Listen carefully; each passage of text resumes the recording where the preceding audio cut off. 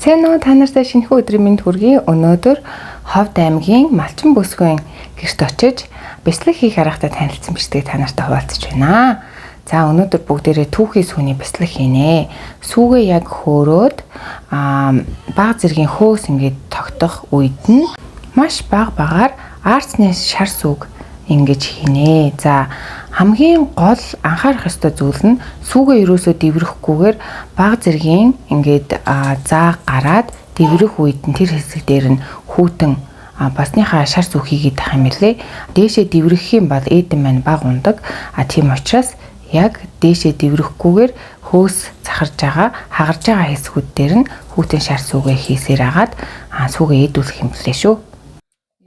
Бас нэг анхаарах зүйл нь сүүгээ яг хөөрч эхлэнгүүт нь галаа зогсооноо аргалын дөнгөж цог дээр байлгана.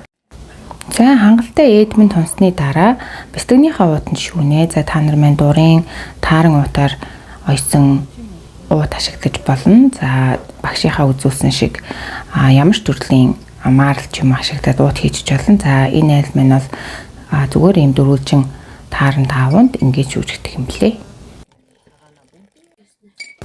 Үүний дараагаар гараараа дөрвөлжин хив үүсгээд дөрвөн талаас нь хашиж өгөөд шүүсийг нь маш сайн сахаад хэлбэр оруулнаа.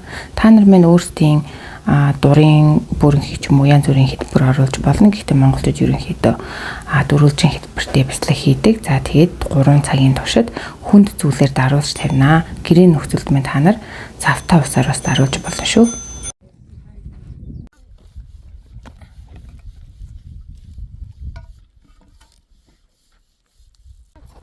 3-4 цагийн дараа шар шүүс нь шахагдсныхан дараа гэр дээрээ наранд сэврээж хатанаа.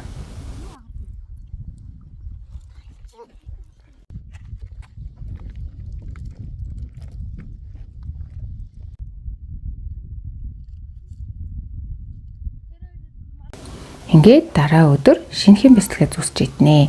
Түүхий сүүний бяцлаг гэдэг нь сүүнээс тосдгийг нь авахгүйгээр түүхийгээр нь шууд хөөрүүлж хийсэн бяцлагийг хэлж байгаа. Түүхий сүүний бяцлаг шууд болсон сүүгээр хийсэн бяцлагнаас илүү тослог шимт хичээлтэй байдаг учраас өтгөн хатаах нь харьцангуй бага байдаг. Хүүхдүүдэд өгөхөд маш шимт хичээлтэй хүнс болдог учраас 97 цагта бяцлага хийж идээрэй.